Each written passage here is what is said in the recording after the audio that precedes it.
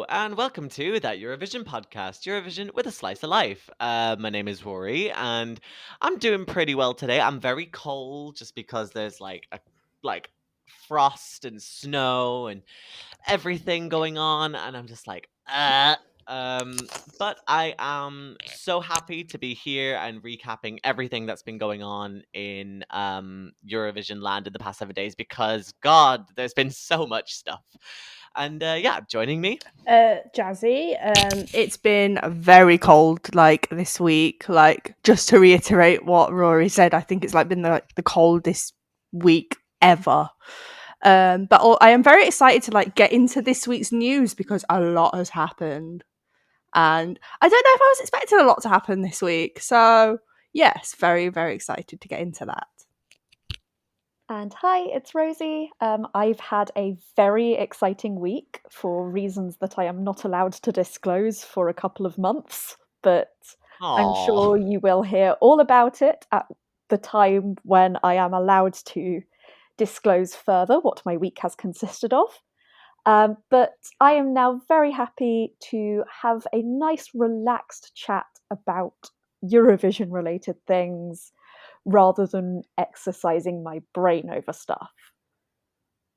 Ooh, guess who's back? It's Tim here. Oh no, it's him! No, I don't want it. We don't want it. What do we not want? Do we not want a Tim J? We don't want a Tim in. Nice attempt though, Rory. Very, very nice attempt. Thank you. I'll give you the nice attempt, but yeah, it's Tim here, and I'm very happy to be back after a couple of episodes of being absent. But yeah, I've been busy with other Eurovision stuff, but now I have managed to make some time and make sure that I'm actually here.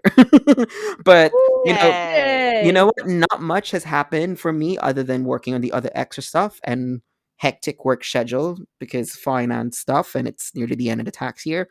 But I would have thought we would have had a quiet Eurovision week, and all of a sudden, left, right, and center news is coming out. So we've got a very busy week ahead of us. So let's get into it. Yeah, this is basically it now. So, we might as well not waste any time. So, yeah, let's just get into it because so much stuff has happened in the last 7 days. And yeah, so let's get into it.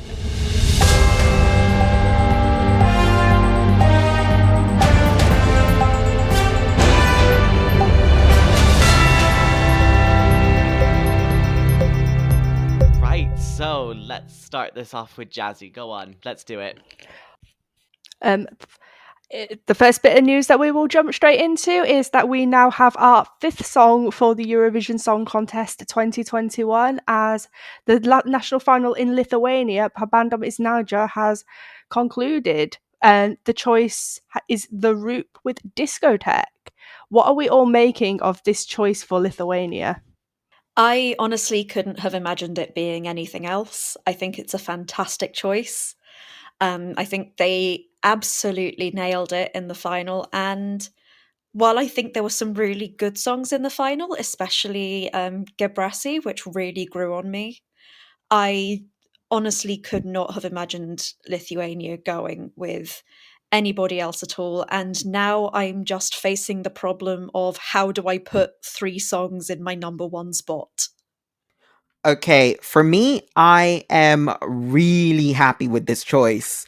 I mean, Lithuania's put on a great national selection, and the group deserved their chance, as with the most of the every 2020 artist, but obviously that didn't happen. But with the group, they used the time to improve, and I think this is much better than On Fire, and I've connected with this much quicker than On Fire. So I'm looking forward to the party that we're gonna have in Rotterdam with this. Yeah, I'm kind of like I'm kind of like the others. I really just saw this coming from like a mile away. I you know, I watched the final like back, and it was kind of obvious that the Roop was going to win this. Look at the amount of televotes that they managed to get. They got like the difference between the Roop and Gabrasi was like 70,000. So like there was no choice but the Roop here, and I'm really glad to see them actually staying at Eurovision. Because I feel like they deserve a chance to actually show off again. Um, Whether or not this will lead to a win for Lithuania, who knows? Who knows? But I'm really excited to see how this is going to come out on stage. Yes, I am very, very excited about Discotheque.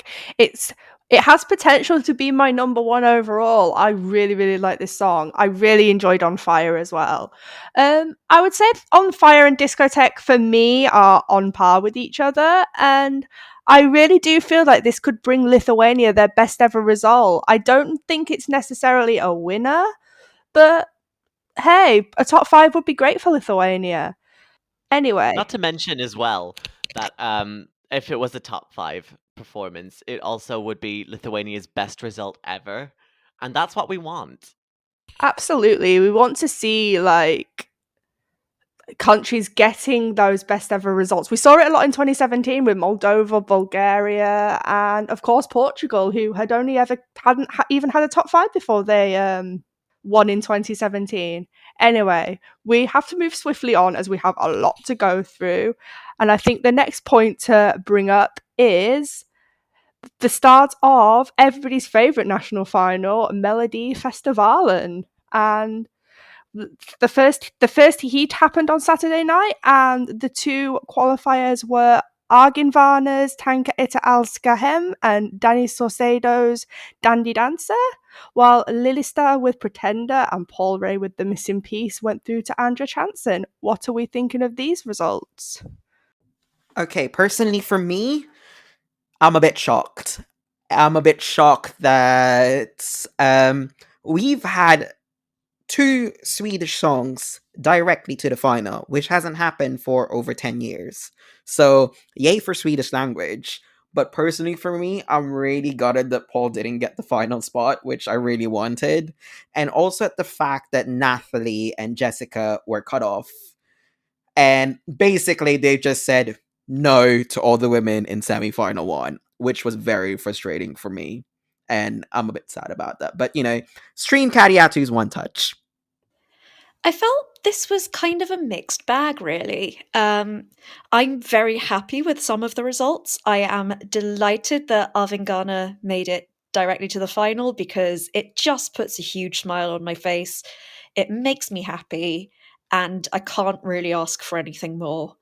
I'm also really quite delighted that Lilla Sister made Andrea Chanson because, again, it was a really great rock song and I really, really enjoyed it. It had so much energy live.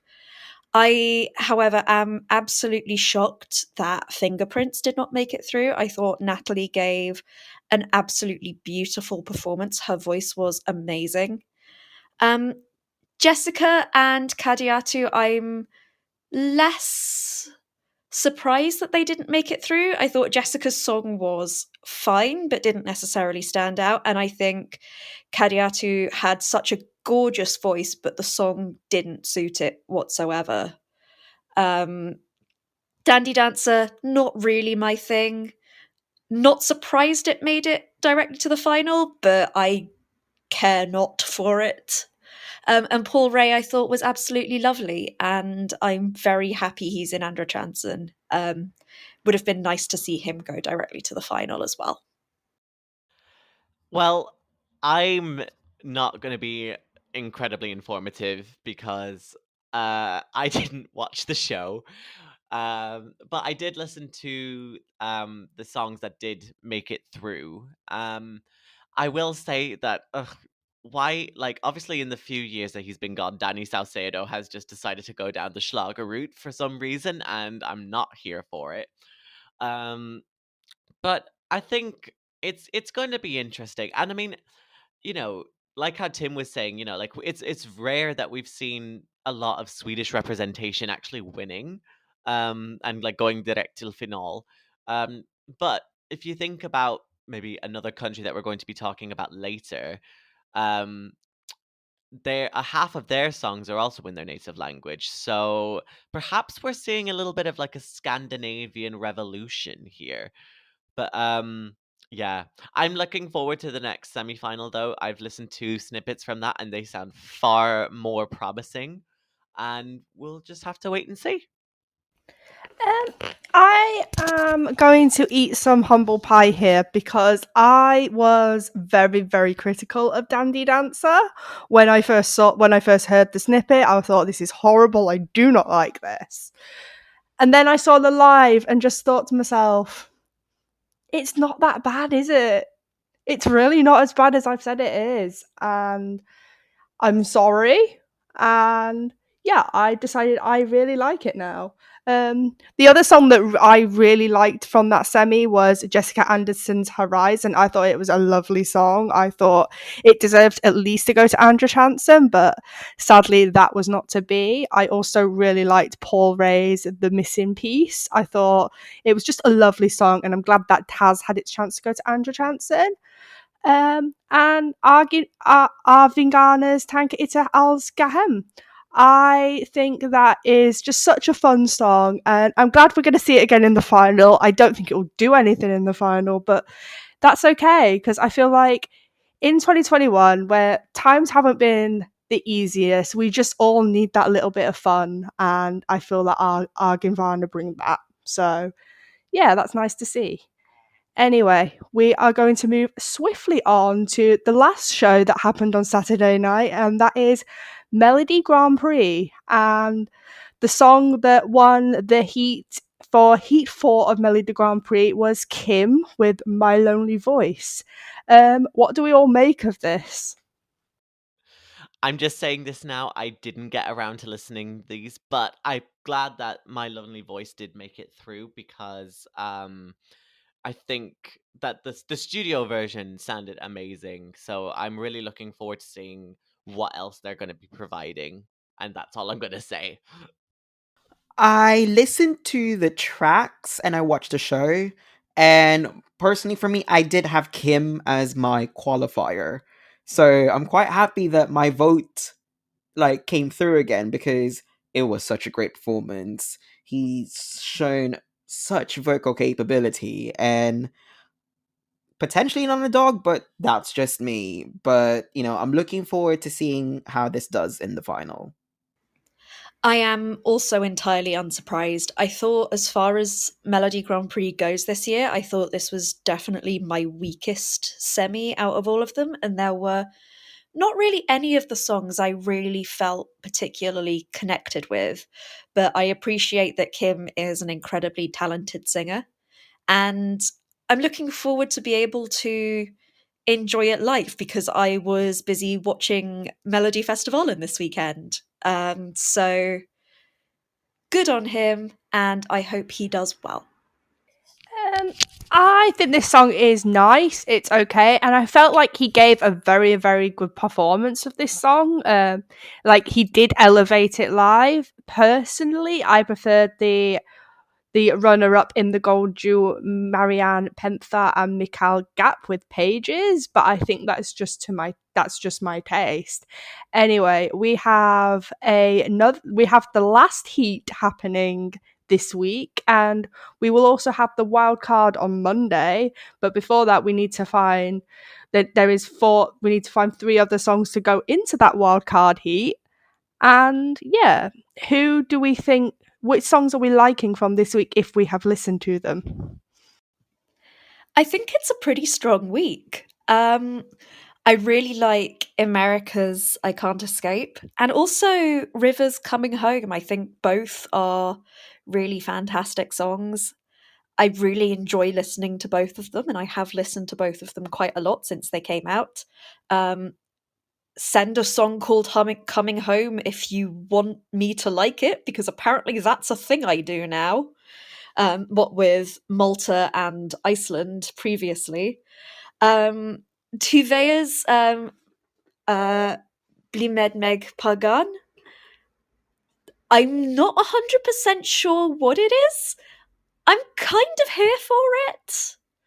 I know it's definitely divided opinion with its sort of farmer boy rap type thing. I quite like it. I'm not sure why I like it. Something about it again just makes me smile. And I think Anne Finn's Walking in My Sleep, I think that's perfectly lovely as well. It doesn't stand out the way that the other three do, but I think it's a really good heat. And I'm looking forward to seeing who makes it to the final. I'm also really looking forward to seeing Rain Alexander perform live. I thought One Last Time was fun. I think Eyes Wide Open is a more interesting song and it's got a lot of violin in it, so I'm going to be happy about that. I think it'll be really interesting to see him perform it live and see how it's staged because I feel like that's the sort of thing that's going to bring that song to life. I'm not sure it's a winner. I don't think it's going to be particularly out of the automatic qualifiers. I don't think it's going to be putting up a fight for the winning spot, but I think it has the potential to do really well in the competition. Okay, well, for me, because I actually woke up at Monday really early to listen to the songs because I wrote about it. But personally, for me, it's gonna be either between America and River, or as it's supposed to be called. It's supposed to be called I'm Erica, and I was a bit shocked to find that out on Twitter. But yes, I think the pass is between the golden ticket is between those two. They've got the song that stands out very well, and it's the one where it it just hooks you in, and it can you can easily repeat the songs quite quickly. So those are if either of those two get to the final, I'll be happy. No questions asked. Yeah, I mean, I'm going to be the contrarian out of everyone because that's usually what I am like.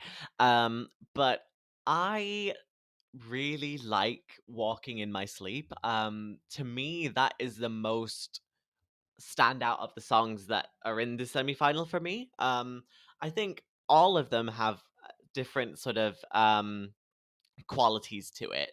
So I'm also kind of digging the Norwegian farmer rap thing, like in Blimen Meg på Gården. Like I don't know. To me, that just encapsulates what like Eurovision is all about, and I love that. In terms of like River in America, I I've seen a lot of hype for I Can't Escape, but I can't really find the reason behind it. Like I don't see a personal problem with it.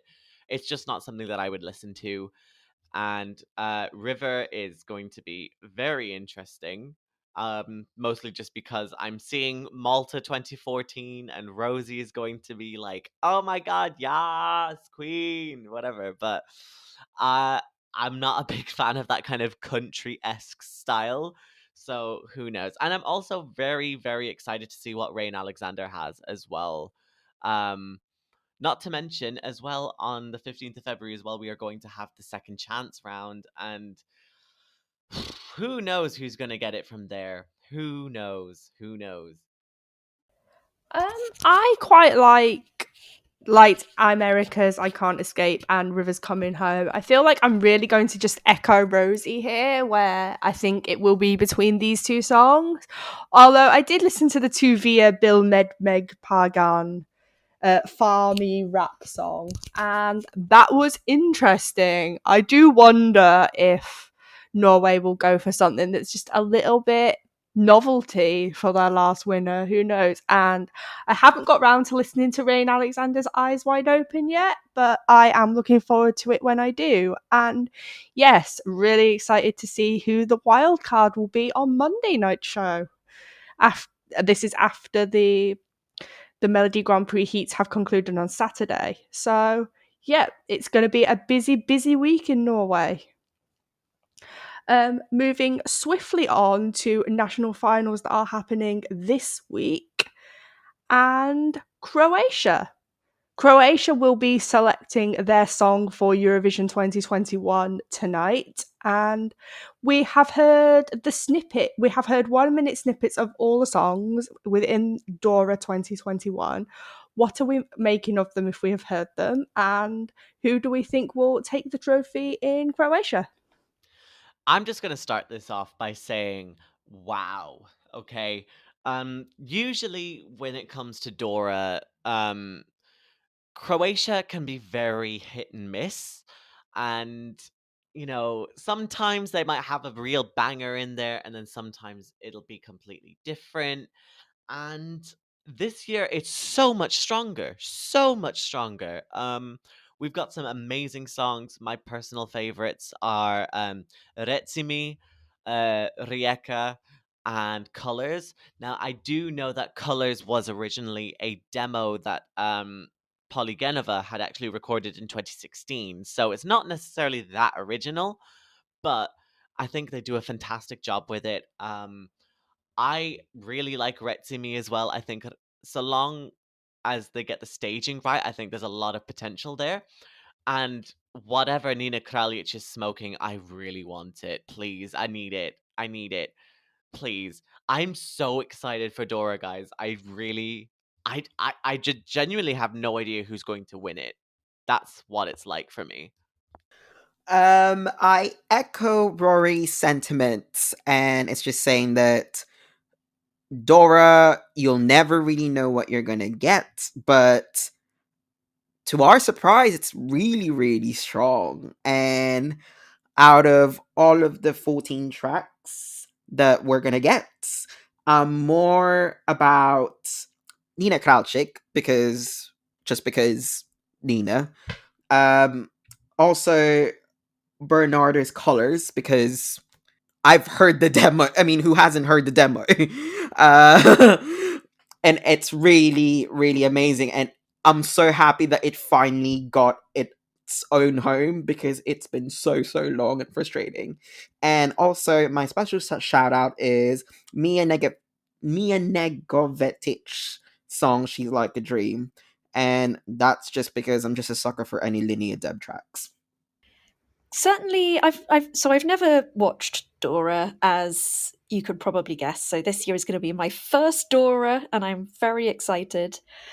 But certainly, my history with Croatia and Eurovision has been really mixed, and very occasionally they send something I absolutely adore. Mijera, Lighthouse. So very happy to see Nina Kraljic back. But then they've also sent stuff that really has not worked for me at all. And I'm absolutely blown away by how good every single song is. I am so excited to see how these all work live. I am also very much on the Nina Kraljic train this year. Just please stop with the 5G conspiracy theories because I want to like you and I can't have my faves all become problematic. As well as that, the other one that really stands out to me, probably because I'm a fan of Mijera, is Cambi with Zalubien. I think that is such a lovely sort of proper vocally interesting, harmonizing sort of song, and I'm really looking forward to hearing how that builds fully. I think it's going to be absolutely gorgeous. But listening to the samples and the snippets, I don't think we've got a bad song this year. And that's really exciting for me, and I can't wait to watch it. Yeah. I'm usually not a big fan of Croatia in Eurovision, I won't lie. Not many of their songs really resonate with me, but I quite like a lot of these songs this year, and so many of them have potential to be like my favorite Croatian entry. Definitely with Nina Kalajac's Rajka or Bernarda Brunovic's Colors, or again, shout out to Mia Negrovitic with She's Like a Dream. I think Croatia have so much potential this year. I just really hope they pick one of the really good songs in their national final, because they have potential to get themselves a decent result. And we have had new songs out from a couple of countries. The first country we will talk about is Danks Denmark with Danks Melody Grand Prix. These songs have not made much of an impression on me, I won't lie. I kind of like G. Michael's Beautiful, but yeah, these songs have kind of just passed me by. However, I do really appreciate that half of the songs are in Danish. So I think, like Rory said earlier, there seems to be a bit of an uptake on the national languages in Scandinavia, as we have also seen quite a lot of songs in Norwegian in Melody Grand Prix in Norway. So I think that's really, really exciting. However, these songs are really not that exciting, I am sorry to say. Yeah, I'm kind of on the same boat with you there. A lot of the songs are they feel very throwbacky, and that's not something that I'm really happy about. There is one, to me, there is like maybe two songs that I think could do fairly well for Denmark. Claudia Campagnol's Abracadabra and Emma Nicolene with Storliga Her. Um, I think they're the best two shots to have like a good result for Denmark. The rest of them just seem very throwback and just very sort of dated, and it's just it's not as good, you know? You would have thought maybe perhaps that Denmark maybe would have been able to decide, okay, yes, we realized that Ben and Tan should have actually gone to Eurovision instead, but I guess that's not happening now. But yeah, well, I'm still excited to see what's going to happen in Dance Melody Grand Prix, but I'm not holding out much hope. Okay, I'm gonna be very touchy on this subject, I think, so I'm gonna be careful. Remember in Romania where we were all hyping Cherry Red, and when we got to the performance in the actual live national final where everyone is saying, "You go, girl, give us nothing." That's what I'm feeling like with all these 8 collective songs overall. However, there is one that I really like, and I'm just gonna say I like Silver Bullet, but the rest I'm really I have no feelings towards it per se, but I'm really thinking that they really should have invited Ben and Tan at least to make it look like a good competition at least. And I think all the fans have the same feelings as well towards that. And um I don't know how this is gonna go down for them. That's all I'm gonna say. I'm always slightly wary now of saying that I'm not especially impressed by a group of songs, because I said that about France, and now, having seen them live, I am a big fan of quite a lot of the songs in the French selection. And I can only hope and pray that the same thing happens with Denmark. I've said it before on this podcast, I don't want countries to send bad songs. I want every country to send a song that is good, that is reflective of their culture and their music tastes and their populations and their music industries. And I want them to send something that people can really enjoy and really get behind, because the worst thing that's going to happen is that I have to try and rank them all and try and decide on a favourite. I don't want countries to send bad songs. And yet I don't necessarily feel right now that there is a good option here. I don't think there's a particularly strong option out of the selection. And yeah, I'm just really hoping that seeing them live will elevate a lot of them for me, because Denmark can do better. They've sent some really good stuff in the last few years. And yes, okay, I'm a Love is Forever defender, but still, they can do so much better than this. They won less than 10 years ago, and they won with a great song. Where is that passion? Where is that talent again. I want to see that back. So, yeah, I'm hoping it's not as bad as it feels like. And it's like both Tim and Jazzi and Rory have said, it's not even that there's any bad songs in there. It's just that they're all so forgettable and so meh. And I almost feel like that's worse, because at least a bad song is memorable. Yeah, I absolutely agree with that sentiment. Denmark can do so much better than this, and it's just frustrating to see. Anyway, there is another country that has released their songs for their national final, and that is Spain. Blas Canto has released both his songs for the national final, Voi Acuérdame and Memoria. What are we making of these two songs? So I've only listened to them once so far, simply because I've just not had the time to listen to them again. I think they're perfectly fine. I think they're both actually pretty good. I don't have a clear favourite out of the two of them. I think they're both very competent. I think Blas has a great voice. I think they are sort of fun and catchy, but also very Spanish.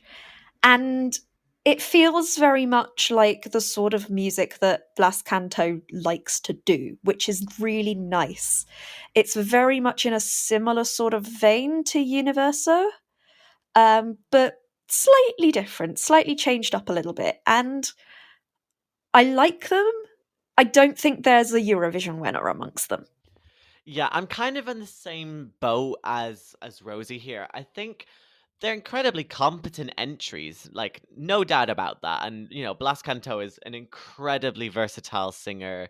We've seen that in Universo. We've seen that in like some of his other work as well, like El No Soy Yo. Um, these two songs, I was expecting a little bit more, I guess. Because when RTVE decided to sort of release snippets, or not necessarily snippets, but descriptions of the songs, um, I was expecting, something a little bit more sort of up tempo and a bit more sort of a dramatic ballad or something. And I kind of got neither, if you know what I mean. I think out of the two, I think I prefer Memoria rather than Voy a Quedarme. Um, but honestly, I'm expecting at least a mid-table result for Spain, which, given their current track history, would practically be like a first place for them. Um, but I think Blast can do a lot better, and yeah, I'm hoping that he's kind of got a lot more up his sleeve.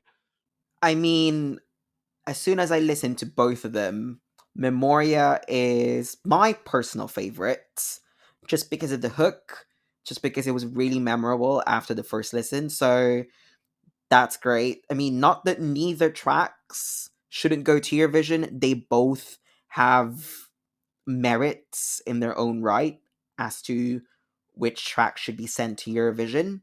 And for me, I'm just going to say that whatever happens, it's a lot better than what they've sent last year. I mean, I love Universo, but I think there was something missing with it, and I think Blas has used his time wisely. But then again, that's just my perspective. Yeah, I really agree with this. I think Blas has used his time really effectively, and I feel like he's brought two songs that have potential to do quite decently with the juries. I'm not sure if they're the most televote friendly songs in the world, but they're very, very competent songs, and they're songs that you could imagine hearing on the radio in Spain. So, and I do think juries will really go for that. Plus, they will also go for the fact that he seems to be an excellent vocalist. And if he pulls off like something like Voy Acuérdame live, which we know he could, it'll be amazing. And jurors will just go for this at Eurovision. So yeah, I'm really excited for Spain's chances, and I really, really hope for Spain they get themselves out of that bottom five, and both of these songs have the potential to do that. So if they are stage dry and he performs them well, which is really nice. Anyway, we are going to move on, and Rosie has something that she would really, really like to say. So, as probably most people who are listening to this know, this week we lost the lead singer of AWS, who were Hungary's entry in 2018. So, this was the very, very tragic and very early passing of Ors Silkósi, who, was their vocalist. And I wanted to just share a quote from him. For those of you who don't know the story behind Vislatnya, it was written about his father's death. And there's a really lovely little bit where he talks in an interview about the meaning of death to him. And I wanted to share it as a tribute and also to hopefully provide a little bit of comfort, because I know this has hit some people particularly hard. The past is important, obviously, since we nourish it and it is in our DNA. But our loved ones surely wouldn't want us to endlessly mourn them, but to keep their words, teachings, their legacy upon us. We can keep and pass them on in little amphorae, even in a violin or a song. Death shouldn't be taboo. The song is exactly about this. From the moment you lose someone, you are the one carrying the information he gave to the world. Oh, that's I really really like that. Obviously, when anyone passes away, it's so sad, and Eurovision, like I, we talk about this all the time, but it is true. Like Eurovision is a family, and I feel like when we lost Urs, we lost a member of our family, and you know regardless of your opinion on what the song was and everything like that, there's no denying that he was a fantastic vocalist. And of course, I'm sending my condolences to all of his family and his children and his just everyone who knew him, and of course the rest of the band. Um, yeah, the world has really lost a fantastic artist. Yeah, it's just such like a tragic circumstance. Like 29, and he had leukemia, which is just so sad. I think he had so many like plans for the future, and that's just so sad. Like it's just like really sad. Like his bandmates, like they made a statement on social media, and I'll just read a little bit of it out actually. This is what AWS said on their social media pages. His creativity, the depth of his lyrics, and his presence on stage will be greatly missed. Losing him is beyond our reach, and we will leave a vast space, not just in our lives, but also in the music scene. I mean, what else can you say? It's such a sad thing, and it's quite unexpected as well. I mean, AWS that he had a lot of things planned this year. They were gonna release new music. He's gonna release new music, and it just says that like life's too short, and make the most of it when you can. And I think he tried to do that like throughout the past few years, and you know I'm hope that he's proud of like what he's achieved, like even getting the getting Hungary back into the final of Eurovision once again. So our thoughts are with his friends and family. Just another thing I'd like to add as well, for anybody who's listening to this and does feel affected by this, wants to feel like they need to do something about this, my biggest recommendation is to look up the stem cell register for your country. In the UK, that is the Anthony Nolan Trust. And if you are aged between 16 and 30, you can sign up to be on the stem cell register. They will take some swabs just from your cheeks. Usually they'll send you a kit through the post to do it. I've signed up. I've done mine. And it just means that if somebody is suffering from leukemia or another illness where a stem cell transplant might be an option for their survival or for their treatment, it means that you are potentially going to be able to save someone's life. And I'm sure other countries have similar sort of registers. I'm afraid I don't know of any off the top of my head. But please do look up what your local stem cell registry scheme is. And if you are eligible for that, please do apply, get yourself a swab kit. If you're not eligible, but you are able to financially donate to make sure that these projects can keep going, again, please do that. Yeah, that was a really beautiful tribute. We have a few last bits of news to just go over very, very quickly.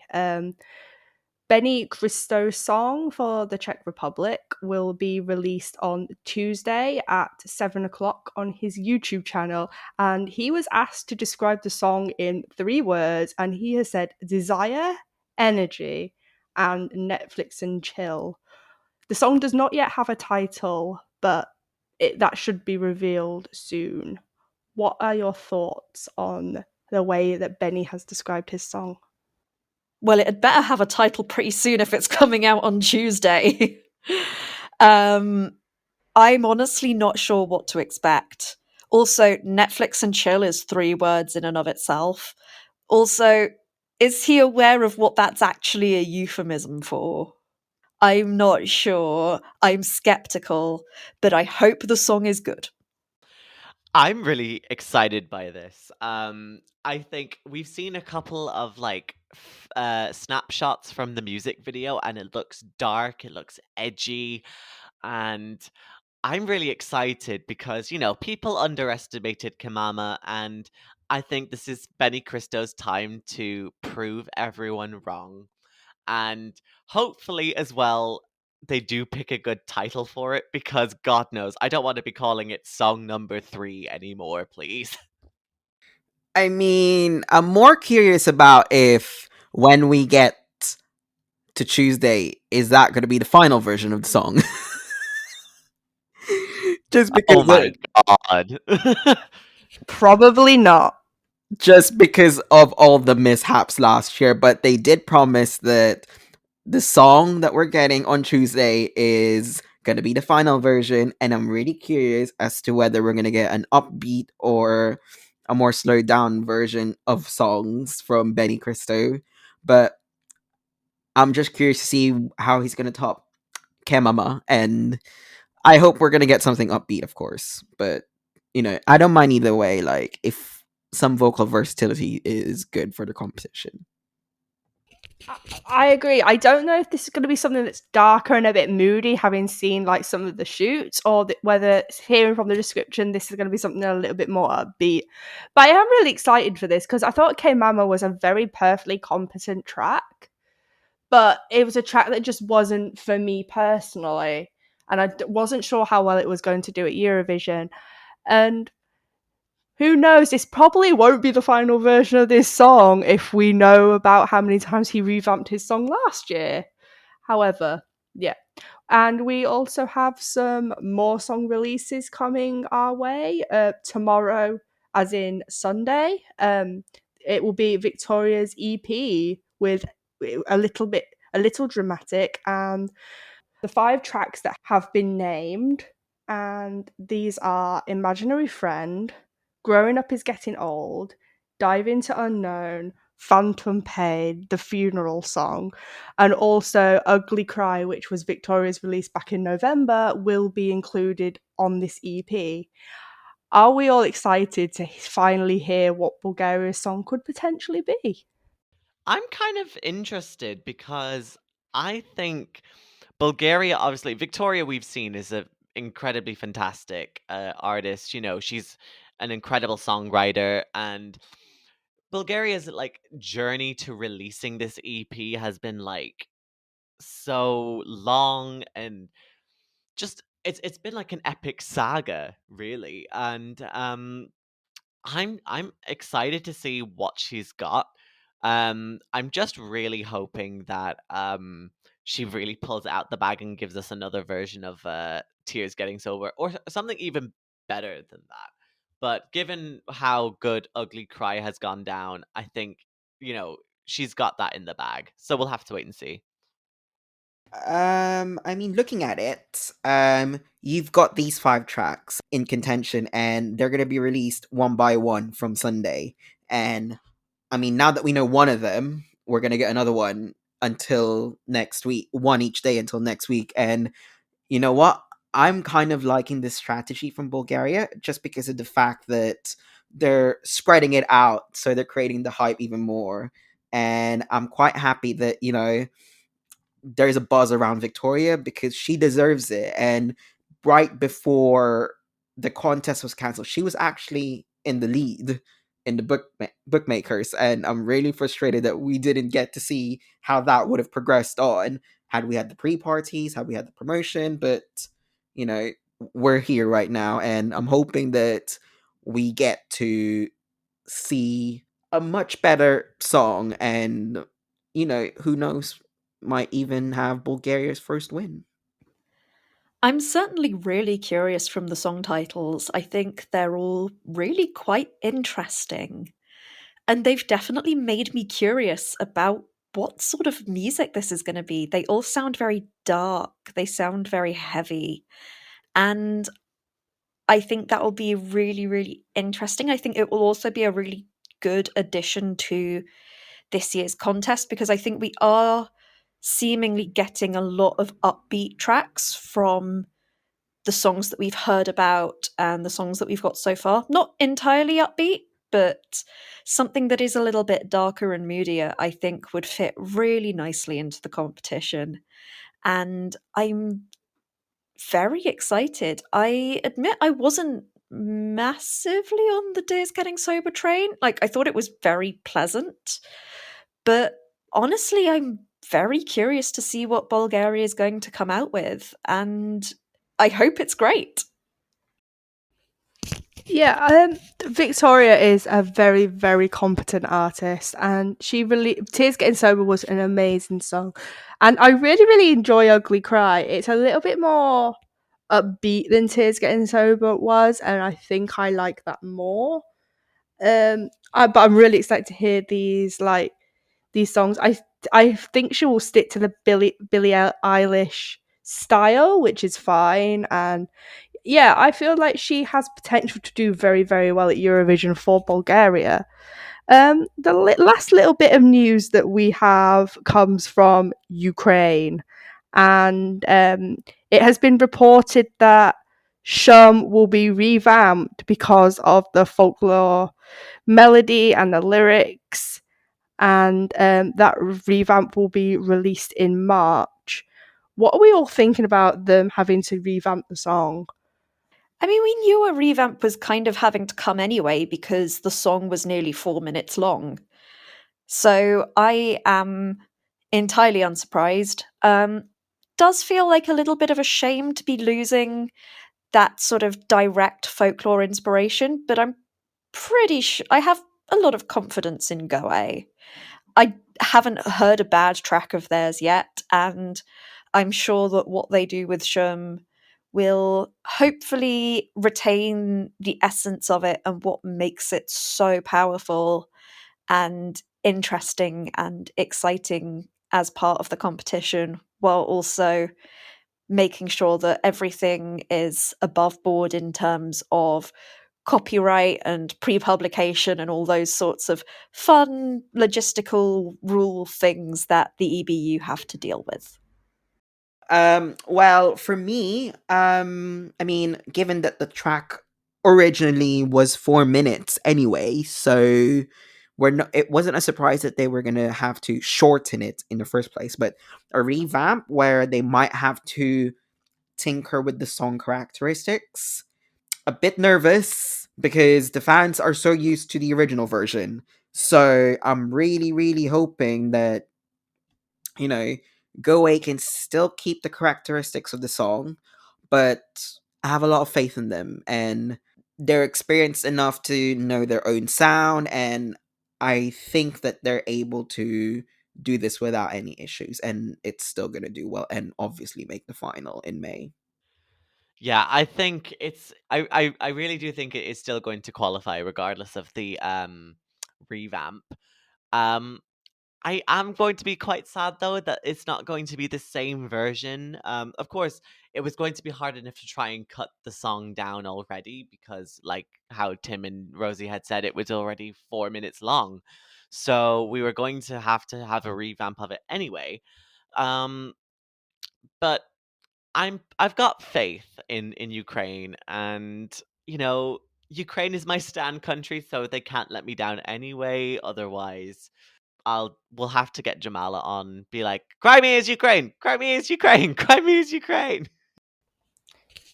Yeah, I'm sad that they have to drop like the folklore part of the song, which is understandable because some people were saying, "Oh, it's copyright," which obviously the EBU does obviously not allow. So I guess this is just Ukraine after a tricky few years being like extra careful that they're following the rules because I guess they just don't want any more drama in regards to their participation in Eurovision, which is perfectly understandable. Shum, I'm pretty sure, will still be a very, very good song. Ukraine know what they're doing at Eurovision. They've never not qualified for the final. So, although I'm sad to see some of the elements of this song go, I think Go Away and Ukraine will make the song as good as it can be. And yeah, I think they will make the best of a bad situation. Anyway, that is the end of this week's news, and I will go back to Rory. Well, actually, just I don't know, I've just come across this. We have a title, a song title from North Macedonia. We have got Vasil. So Vasil obviously had been confirmed for North Macedonia. And we also have a name for it, which is Here I Stand. So obviously we can't really expect much for the meantime, I guess, until such time as we get a little bit maybe more of a snippet or something. But the interesting sort of cover art for the thing, I don't know about you guys, but I'm expecting a bit more edgy or a little bit darker this time round. Who knows? Maybe he will actually get the bartender in the end of this music video. Who knows? But yes, so that is the end of today's news.